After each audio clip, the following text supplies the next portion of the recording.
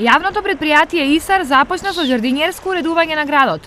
Откако машините за асфалтирање завршија на терен, настапија работниците на ИСАР. Откако градоначалникот на општина Штип ги асфалтираше улиците Партизанска, улицата Енгелсова и еве ова улица на спојот што е со булеварот во наслаб 8 ноември, ние како јавно предпријатие започнавме да градиме на жардинјера.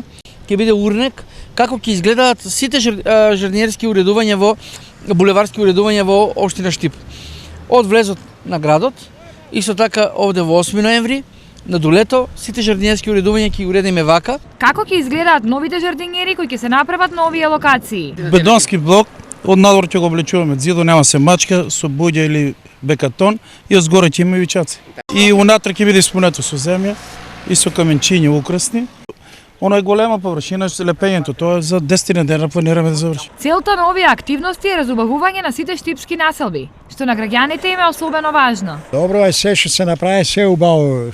Улиците што се направи, разбираш, се си убаво. Ја и во стазата што ја направиш убаво, шеталище направи за народот да се шетат млади и стари. Освен жардинјери, на повеќе локации во Штип, наскоро ќе бидат поставени нови канти за отпадоци како и урбана опрема.